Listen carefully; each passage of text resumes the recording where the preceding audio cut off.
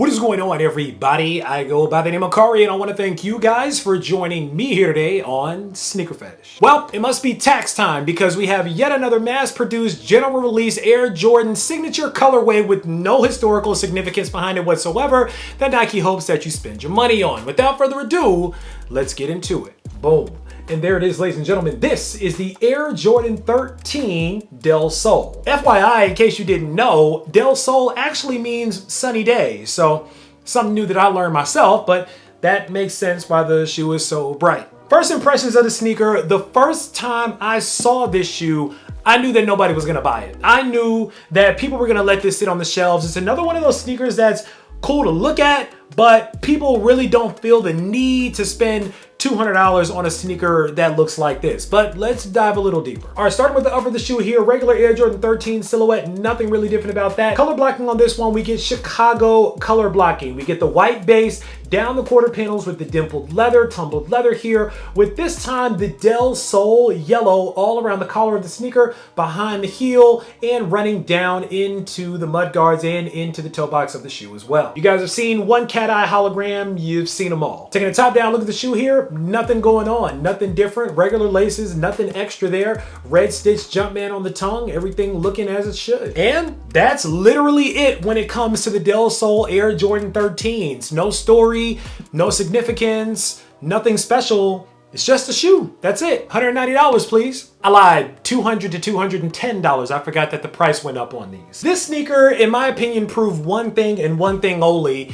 People really aren't that big on Air Jordan 13s like I thought that they were. And after listening to a lot of people speaking about them on social media and things like that, like I said, I know that this sneaker really wasn't gonna get that much attention just because it's kind of an off-putting color. I think that people like the Carmelos that were a little bit better because they had that black base on them as opposed to having this white base on them. But when you see an Air Jordan 13 with a white base, you can only think of the Chicagos, the most iconic Air Jordan 13, or one of the most iconic Air Jordan 13s that are in existence. So anything that's not that is a bit of a letdown. Again, it's like patent leather bred ones or some of the other almost versions of other signature models of Air Jordans. But the problem is that people are cool with different colorways of Air Jordan 1s because they're comfy to wear. They're light, they still look good. But when it comes to the Air Jordan 13s, it's heavy, it's bulky. A lot of people really don't like wearing them. So if people are gonna buy them, they at least wanna buy an OG,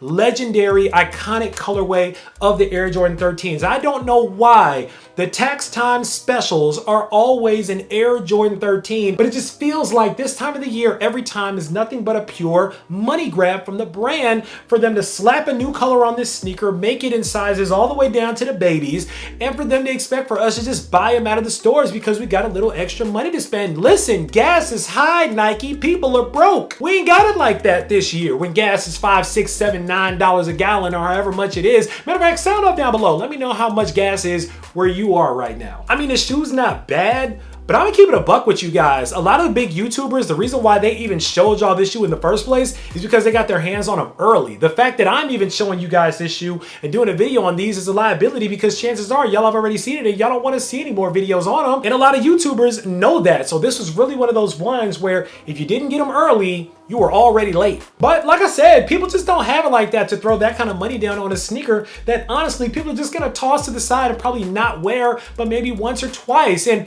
it's weird saying that because I know that there's so many sneakers coming out these days that it seems like we kind of do that anyway. But a sneaker like this and a color like this, a model like this, when people aren't really even that big on Air Jordan 13s, it just seems like kind of a waste. I really feel like these are gonna end up in clearance stores or sale racks somewhere. But here's one major fumble that Nike had that I even had to double check myself on. It's 2022 now, right? The Air Jordan 13 originally debuted back in 1997 for the 97-98 season when Michael Jordan was going after his 6th ring, right? I did the math and the last that I checked, 2022 minus 1997 is 25. It's the 25th anniversary of the debut of the Air Jordan 13, and this is what y'all gave us? The Del Sols. This is what y'all gave us for the 25th anniversary. Y'all have gone all out for the 25th anniversary of a ton of other sneakers. Y'all went all out for the 25th anniversary of the Air Jordan 12s. Why can't we get a 25th anniversary of the Air Jordan 13?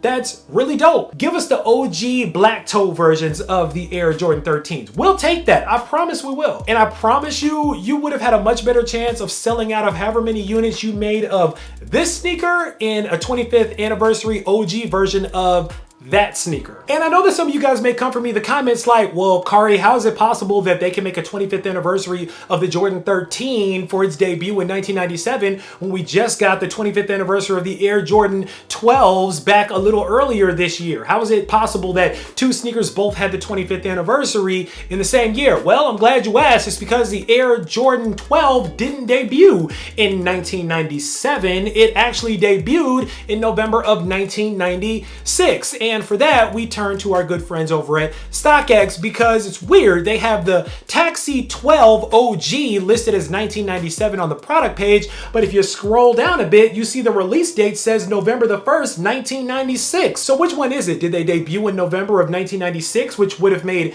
last year the 25th anniversary?